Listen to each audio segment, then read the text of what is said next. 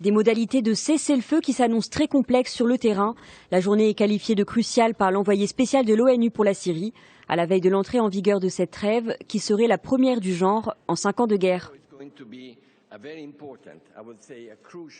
C'est une journée très importante, je dirais même cruciale, car une cessation des hostilités va entrer en vigueur samedi en Syrie. Et les parties au conflit ont jusqu'à vendredi soir pour accepter cette proposition. L'émissaire de l'ONU aura ensuite une réunion par vidéo avec le Conseil de sécurité et c'est suite à cette réunion qu'il décidera si les conditions sont remplies pour une éventuelle relance des discussions intersyriennes à Genève après l'échec de janvier.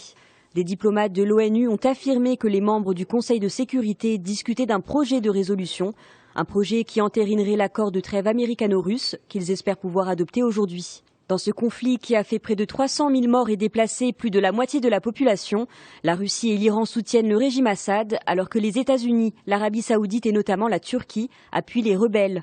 Alliée des États-Unis dans la guerre anti-Daesh, la principale milice kurde syrienne des unités de protection du peuple a annoncé hier qu'elle respecterait l'accord de trêve tout en se réservant le droit de riposter en cas d'attaque. Mais la Turquie est en profond désaccord avec son allié américain au sujet de cette milice qu'elle considère comme terroriste et qu'elle bombarde depuis une dizaine de jours par intermittence.